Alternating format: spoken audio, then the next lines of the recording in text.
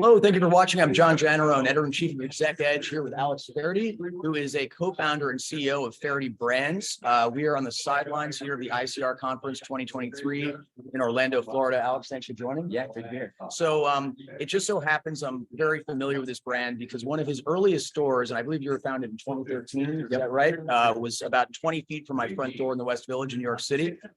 So I've known this brand for almost 10 years. So it's a pleasure to meet you, Alex.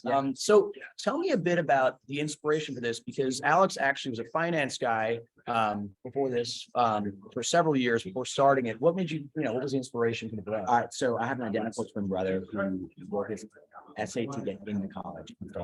So that was when we were 18, and ever since we were 18, like, this is what I was going to do. And I remember in college, I asked someone, I'm going to start a clothing company. Like, what should I do? And they were like, you learn a lot of investment banking, do that. And they're like, you need a lot of money, work in private equity. So I was like, I'm going to try and figure out that track. So it's mainly my brother who's been the inspiration, and it's been amazing to like kind of know what I wanted to do in my life.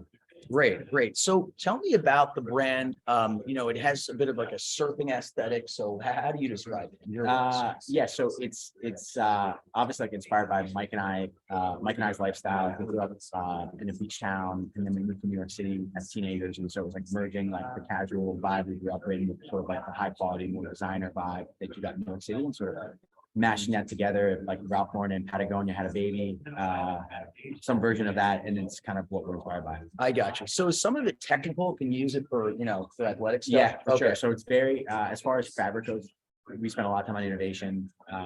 As far as like how do you make product that sort of feels technical and wearable but doesn't maybe look like you're going to the gym. Yeah. So like it feels like as comfortable as you want, and it's easy to move in, but you can also wear it.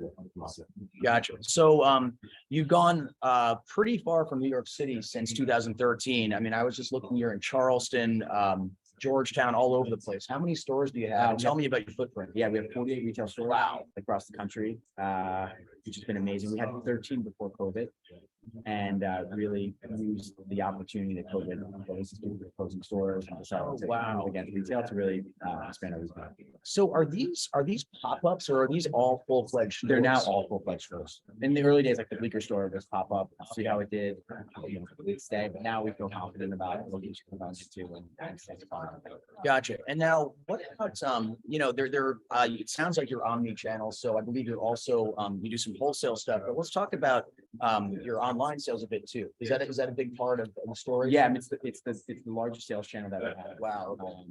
And it's obviously where it's easiest for us to get in front of any customer across the United States, and it's where we can tell our story, build our digital content. So online's definitely the backbone of our company. But honestly, like retail is a lot of what we sort of see in the future for Faherty. Is like it's building that community within the locations where we are, and just also being able to touch the clothes. Yeah, you just can't, especially for a brand like ours, it's very tactile. Like you just can't get that online. Yeah, and so I think we were, of the brands in our lineage that are 10 years old, we definitely got ahead of retail, and excited about it. That's great stuff. So tell me about the price point. What is this comparable to? I would say it's like on the men's side, like a Peter Millar is like is a price point similarity, but it depends on the category. I think we try not to pigeonhole ourselves to like this is.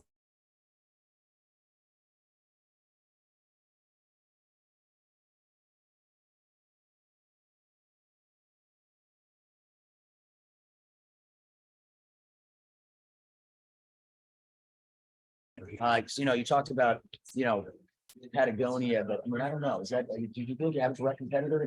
I would say it's definitely, we're taking share from a whole bunch of different people. Whether it's on the outdoor brand side, the Patagonia, they focus on technical jackets, right? Yeah. That's like their main business. Sportswear is not even part of the business, so definitely take share from them. Places like J.Crew, some of these like older mainstay retail brands, that maybe haven't innovated, or maybe we come to outlet driven, a core customer like wants something unique and interesting.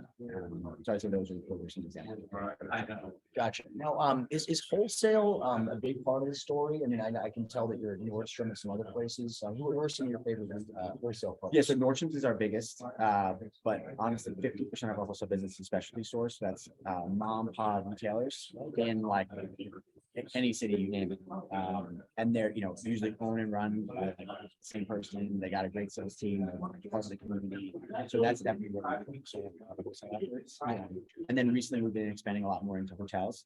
Okay. So, we have a bunch of hotels in resort destinations. That makes sense. Natural. So we're in a bunch of, Waldorf, seasons across the US and internationally.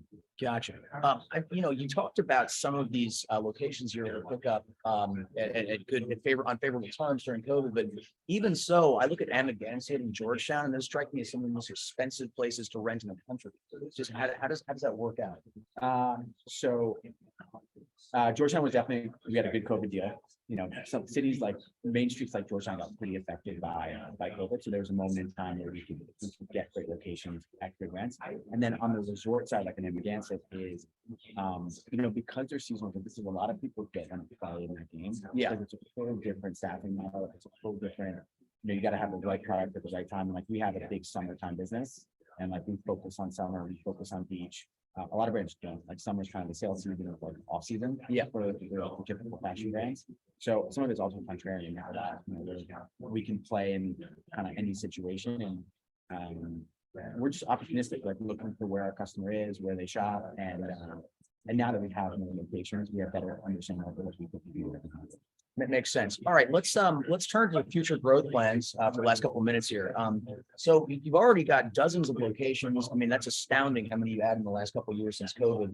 How many more are you looking to do, and where else will you go? Are you thinking about going overseas? I mean, or is there still a lot of green space in the US? Yeah, it's still a lot of green space in the US. I think specifically as we think about one of our big growth channels last few years has been suburbia. Like you think about all the 20 to 30,000 person towns, cities where like there's a great main street that maybe needs some light, needs some retail. People don't want to go to the mall as much anymore. So like, how can we find where there's, I think that's a huge opportunity for us. And then internationally we just launched in Canada. Yeah. And we just launched in Australia, and we're launching in Europe this year. So that route now is a very small part of our business. And I think brands similar to ours, like it could be up to 20% of the business. So that's kind of just like a new opportunity for us. Gotcha. Now, of course, I'm talking to you for our Exec Edge platform, but we look at a lot of IPOs. You didn't rush into that. A lot of companies probably regret doing so. What was your thinking behind that? Is it better to be private until you reach a certain level of maturity? Yeah, I think my mindset is we got to make sure that we are ready and really understand, there's so many nuances to this business, so many ways to distribute the product. I feel like we got the executive team, the distribution strategy, and also a market environment that feels right. This is only run by the Fahertys, where we'll make the best decision of what we think is for the brand in 50 years, not necessarily what's the best thing for now. Makes a lot of sense. All right, just shorter time frame. It's the second week of January. What are you most excited about doing in 2023? I'm excited about continuing to expand our retail. We have 20 stores that are in the pipeline for this year. I try and travel to some of our stores, store openings, get to know the community, get to know the people. And we also open up in some pretty cool locations. Our next one is in Piedmont, California. So beautiful. I'll get some golf in February. Nice. All right. Well, Alex, it was a pleasure to meet you. I feel like I've known this brand for a long time. So to meet the man himself, it's been a pleasure. So thanks.